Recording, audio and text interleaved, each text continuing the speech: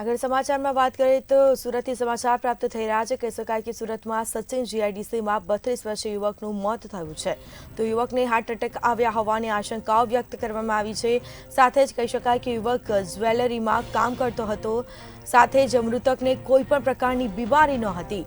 મૃતકના મૃતદેહને સાથે જ કહી શકાય કે મૃતદેહને પીએમ અર્થે સિવિલ હોસ્પિટલમાં ખસેડી દેવામાં આવ્યો છે. પીએમ રિપોર્ટ આવ્યા બાદ જ ચોક્કસ કારણ સામે આવી શકે છે.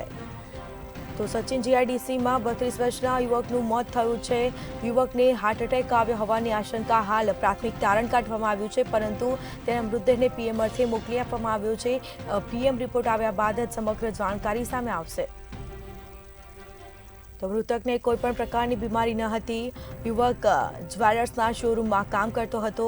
અચાનકથી યુવક ઢળી પડતા તેને તાત્કાલિક યુવકને હાર્ટ એટેક આવ્યા હોવાની આશંકાઓ હાલ પ્રાથમિક તારણ કાઢવામાં આવ્યું છે. તો મૃતદેહને પીએમ માટે સિવિલ હોસ્પિટલમાં ખસેડવામાં આવ્યો છે અને પીએમ રિપોર્ટ આવ્યા બાદ જ સમગ્ર જાણકારી સામે આવી શકે છે. તો યુવકનું મોત શેના કારણે થયું છે તેની જાણકારી પીએમ રિપોર્ટ આવ્યા બાદ સામે આવી શકે છે.